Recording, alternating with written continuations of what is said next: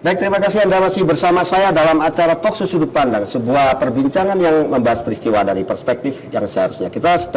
Peristiwa yang sedang kita bincang, yang kita bingkai adalah soal kebangkitan intelektual kaum santri. Saya bersama Cak Ali Maskur-Musa, Ketua Umum PP ISNU, dan juga Profesor Abdul A'la, Rektor UIN Sunan Ampel Surabaya. Cak Ali, pesantren kita alhamdulillah salah satu pesantren di dunia atau lembaga tafakuh fiddin di dunia yang bertahan lah tetapi masih ada fakta bahwa masih ada kegalauan dan ketakutan untuk melepaskan alumninya, santrinya ke dunia intelektual atau dunia kampus dalam tanda yang sederhana. Seharusnya bagaimana pesantren menanggapi tentang isu liberalisasi yang telah terjadi, termasuk liberalisasi pemikiran. Bagaimana Anda lihat? Acara hari ini yang paling pas, judulnya memang paling pas, intelektualisme santri. Intelektualisme santri. Bukan kesarjanaan santri. Bukan kesarjanaan santri. Jadi dengan demikian, ilmuwan itu, intelektual itu tidak dibatasi oleh sekat-sekat strata. Sehingga namanya pendidikan itu pilihan. Apakah saya atau keluarga kita atau anak kita pakai degree maupun non degree di dalam proses pendidikan. Jadi dengan demikian pesantren yang betul-betul salafi, yang tidak ingin melakukan yang disebut dengan uniformitas dengan sistem pendidikan, itu harus dipertahankan. Karena itu kekayaan pesantren yang ada di Indonesia sejak dulu. Satu, memang karakteristik ilmunya. Dua, kemandirian ketika harus menjaga dengan pihak luar. Dan yang ketiga, ini sumber dari civil society yang bisa justru mengembangkan kehidupan nyata di ke depan. Jadi dengan demikian, justru ketika undang-undang Sisdiknas, sistem pendidikan nasional tidak mendikotomikan. Pendidikan itu hanya formal, informal, dan non formal. Nah, sehingga demikian, kalau formal memang pendekatan degree. Kalau non formal science, kalau informal berdekatan dengan kedalaman ilmu. Nah, tinggal pilih. Nah, negara tidak boleh mendikotomikan karena Anda non dan informal, maka tidak boleh ada budget, tidak boleh.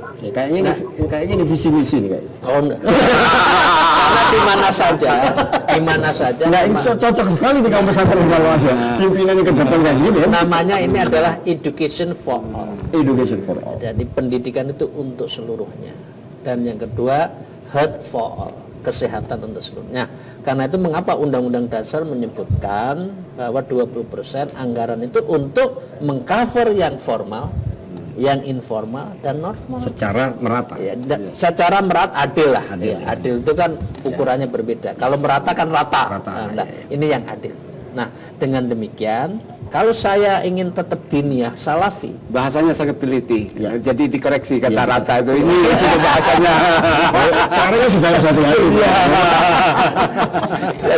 Jadi kalau salafi dan diniyah yang betul-betul ma'had, Mahat Ali katakan yang tidak apa-apa. Itu harus dikembangkan dan harus diproteksi, bahkan difasilitasi oleh negara. Kullun ya'malu ala syakilatihi. Kita masing-masing. Nah, itu kelebihan Islam Indonesia. Gimana, Bro? Ya, harus mengakui keragaman. Oke, silakan yang mau menekuni agama di pesantren dalam bentuk yang salaf itu silakan. Kita tidak sedang tidak yang satu lebih tinggi kepada yang lain, tidak. Yang ingin mengembangkan ilmu-ilmu modern tadi ya silakan, tapi harus. Nah, ini dasarnya juga harus memiliki nilai-nilai spiritual yang tinggi. Baik, kalau UIN Sunan Ampel Surabaya sendiri sebagai sebuah gateway, sebuah pintu gerbang bagi kebangkitan intelektualisme santri, jadi itu bagaimana memandang pesantren sendiri, Prof? Sangat mengapresiasi. Justru UIN ini ingin melestarikan, ingin mengembangkan nilai-nilai pesantren tadi. Kemarin saya tapi tidak sempat seminar, membuat makalah kecil tentang bagaimana pendidikan pesantren berkembang menjadi sebuah perguruan tinggi Islam. Itulah UIN Sunan Ampel Surabaya itu.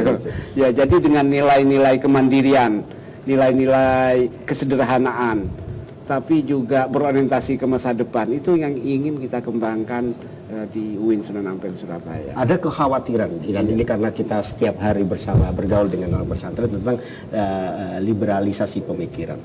Bagaimana UIN Sunan Ampel Surabaya memberikan jaminan kepada kalangan pesantren bahwa tidak akan ada perubahan terkait dengan itu?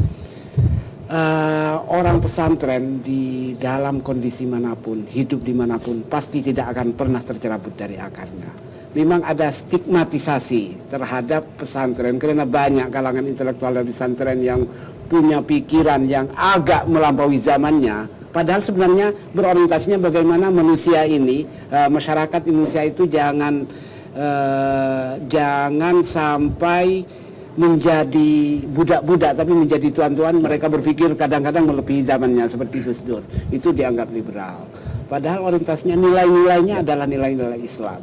Dan UIN Sunan Ampel menjamin bahwa lulusannya adalah pasti menjadi seorang Muslim yang taat, tapi juga memiliki nilai spiritualis tinggi, tapi juga mampu menangkap zaman bahkan melampaui zamannya.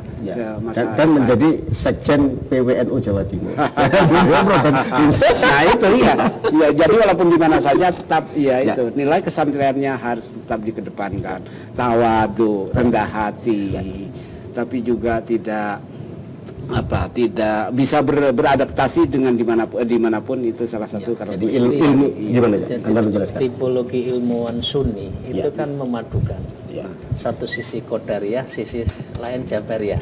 Nah, jadi dalam hal tertentu pengembaraan seorang intelektual dan itu intelektual santri pun itu boleh, tetapi tidak boleh melebihi dari batas-batas paradigma ideologi Sunni itu sendiri. Jadi ada batas. Ada barrier, otaknya itu boleh mengembara, tapi begitu decision hubungannya dengan teologi, seseorang itu tidak boleh melebihi dari qot'i, dalil-dalil yang itu memang dari segi akidah. Jadi yang membedakan ulama yang liberal, yang tidak berdasarkan Sunni itu kan di teologinya. Seakan-akan kalau intelektual itu sudah menjadi dirinya menjadi agama sendiri. Padahal masih ada kaidah lain agama yang membatasi bahwa orang itu tidak akal itu kan sebagian kecil dari sumber ilmu. Banyak yang ilmu itu tidak diperoleh melalui akal belaka, tapi karena memang kejadian alam itu juga sumber ilmu, bukan akal. Jadi karena itu banyak Al-Quran menyebutkan linuriyahu kan, min ayatina, semua perubahan itu ada ilmu, gitu loh. Jadi bukan karena akal, ilmu itu kadang-kala akal itu fata morgana. Bagi santri, seorang santri itu Tuhan tidak bisa sama dengan manusia, kebenarannya adalah absolut, itu tidak mungkin melampaui ilmu Tuhan, itu tidak mungkin. Jadi pasti harus dibatasi itu dan tidak akan mencapai kebenaran Tuhan. Dan UIN Surabaya atau kampus dunia kampus sekarang juga sudah mulai batasan-batasan itu memang sudah jadi tidak mengabsolutismekan ilmu. Karena yang absolut itu hanya Tuhan. Dan lagi-lagi itu karena sumber ilmu adalah dari Tuhan. Iya betul. Dan wa'alama adam al-asma kullaha. Alamal insana malam ya'lam. Itu Allah. Artinya sebuah ilmu yang inspirasi utamanya dan tujuannya adalah kepada ketuhanan itu sendiri. Baik Prof, nanti akan kita akan bicarakan lebih lanjut. Baik para pemirsa, kita nanti akan masuk kepada segmen terakhir terkait bagaimana apa yang harus kita lakukan untuk menambah energi dan kecepatan kebangkitan intelektual kaum santri. Jangan kemana-mana, tetap di sudut pandang.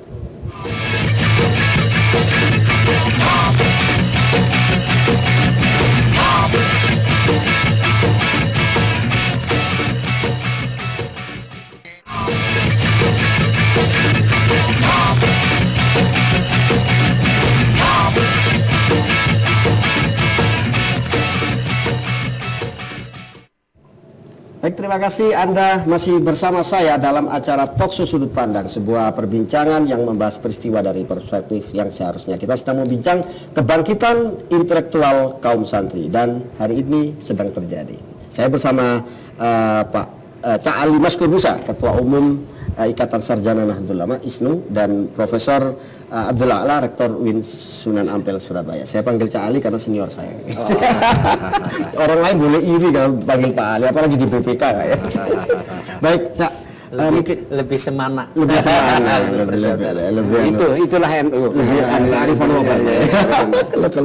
Oke, Cak Ali, ini kita di akhir. ISNU. Saya kira Indonesia, NU adalah bahan baku dari Indonesia. Bahan baku utamanya Indonesia itu ya Nahdlatul Ulama dan kaum pesantren lah. Termasuk yang founder of Indonesia, salah satunya adalah tokoh-tokoh Nahdlatul Ulama. Nah, elemen penting dari Nahdlatul Ulama adalah para intelektualnya. Para intelektualnya bisa sarjana, bisa degree, non degree, yang bersarjana atau tidak. Itu semuanya adalah intelektual. Karena itu di ISNU tidak harus semua itu sarjana.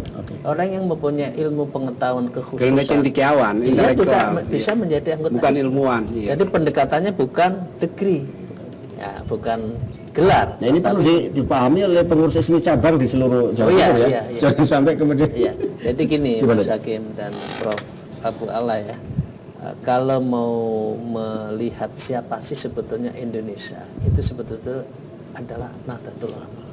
Itu yang mendekati secara syar'i tentang hukum keberadaan Indonesia adalah satu-satunya ormas itu hanya NU. Yang lain nggak berani untuk menghakimi, bukan hakim jahili, untuk menghukumi tentang eksistensi negara sebagai negeri Islam. Negeri Darussalam, bukan negeri Islam, Darussalam, negeri yang damai. Itu yang pertama. Yang kedua, yang mempertahankan akar budaya dan tidak tercerabut, misalkan budaya-budaya masa lalu orang tua kita hanya NU. Dua. Dan yang ketiga, yang bisa memadukan antara ad-din wa daulah, antara negara dan juga agama, dan itu ditarik satu nafas dan itu dirumuskan oleh konun asasinya Mbah Hasyim, itu hanya NU. Sehingga dengan demikian orang NU itu selalu memiliki rasa tanggung jawab yang tinggi terhadap eksistensi negara. Nah, itu NU. Nah, berbicara tentang ISNU hubungannya NU, tentu ISNU tidak dalam posisi menyebut dirinya yang paling berperan, tidak. Masih banyak tokoh-tokoh lain, ormas atau Bandung yang lain yang juga mempunyai kontribusi.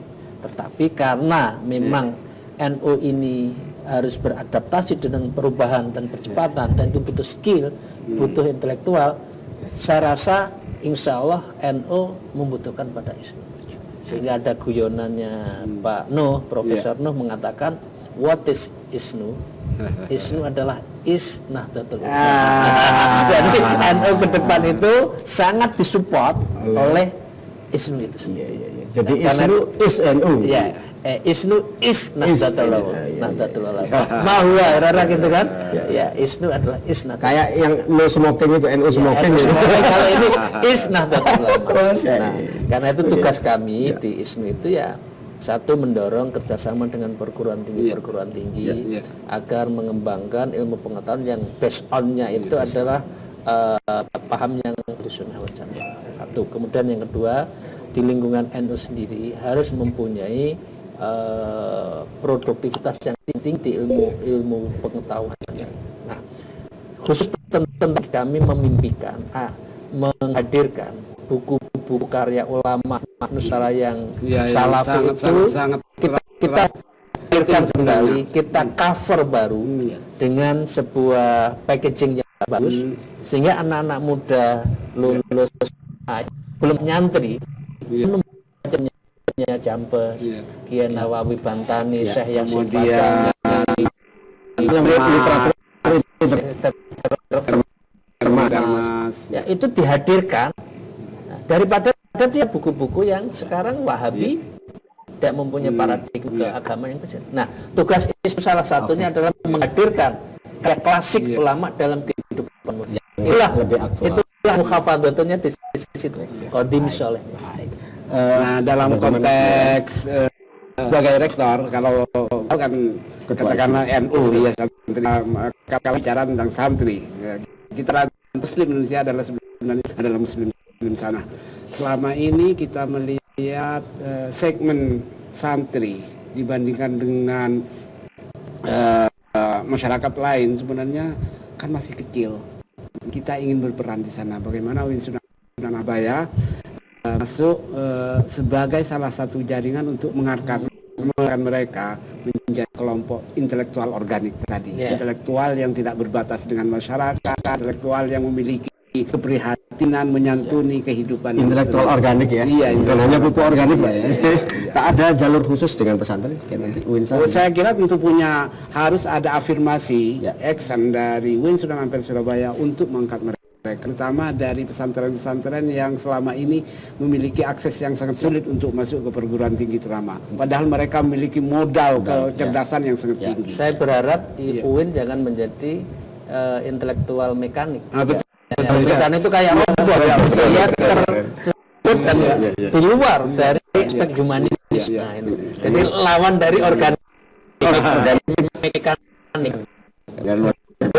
Ini sebuah momentum ya. Jadi kebangkitan intelektual kaum santri bisa salah satunya melalui UINSA dan kemudian ISNU sendiri akan menyiapkan semuanya untuk Indonesia yang lebih baik.